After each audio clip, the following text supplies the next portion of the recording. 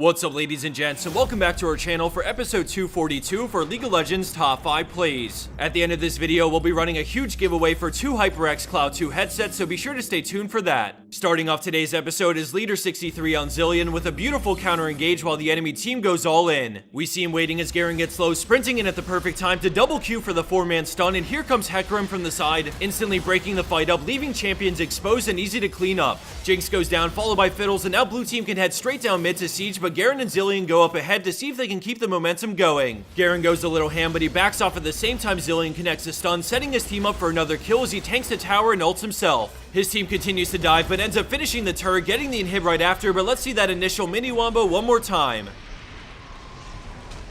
Coming up next, we have Scarcraft on the new Corki with an overall well-fought teamfight while behind in this game. Right in the beginning, we see he's holding the empowered W, and I included this part because it's a really good attempt at knocking back the enemy team to save Elise, but she ends up dying to MF's ult. The W slows them, but since his teammates are fighting Lee Sin, he valks over the wall to loop around and meet them in a better position. He works on bursting down Lee with his teammates and they get the kill, but more are coming, so he backs off until they commit and he can go back in to safely hit Yasuo. The Gatling gun turns on and he quickly gets a kill, but he needs to wait on his Q, so he takes a step back. He has the big one ready, so he fights Mundo head on, getting him low and flashing the bubble so he can finish Mundo for the double. By a bit of luck, he QR's misfortune right as she comes around the bend, picking up the triple as they charge straight in on Nami. Thresh has his back with the face of the mountain shield, getting the quad for Corki, which results in a 2-for-5 exchange in the end. Moving along and into our number 3 spot, we have Gremlin playing Syndra in a high diamond elo game. She's all alone trying to finish off this third inhib, but the enemy team are getting closer and then Zed swaps back to all in. Syndra kills the inhib and gets off her ult before going into Zanya's, negating the death mark while bursting Zed. She Qs off the Banshees and lands a great stun, but in order to get away, she has to flash a Gnar boomerang and keep kiting. Her W picks up the orb, slowing all 3. She keeps moving back, leading them through this narrow part of the jungle for an easy triple stun. By now, she's pretty much just looking to bait them further out because Echo's here, so she distracts Lee Sin while chipping at his health. A stun lets her move up to safely Q Braum, and then she tries to juke the stun, but he still lands it, and thankfully Echo gets Lee Sin, which means she should be able to run away. Great overall Syndra mechanics and timing make it possible to get out of this one alive after helping get 4 kills and a third inhib.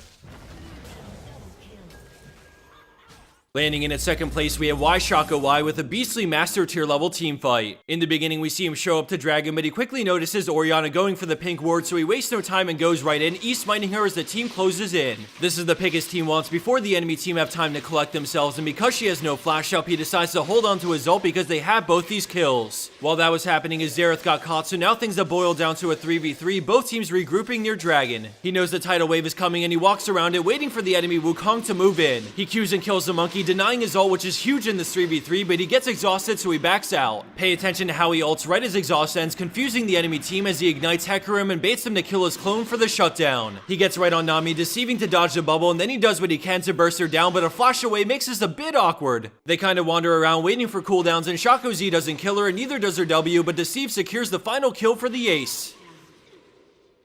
And for our number 1 pro play for this week, we have Kryds on Kalista with a beautiful wombo thanks to a team that's on point. They're looking to make this the final push of the game, and they only have 1 more inhib to go, but the enemy team are hungry for a fight. This game's actually much closer than it looks, but it's about to be GG when Kalista packs up the Nautilus, sending him in for the 4-man knockup, followed by the Flash Malphite ult on 5, into Elastic Slingshot and Let's Bounce, melting the enemy team with no chance given to fight back. Through perfect chaining of CC, the enemy team couldn't play their characters for about 4 seconds, and with every knockup it gets more heartbreaking to watch. But of course we're gonna watch it a second time around because that was one sexy wombo.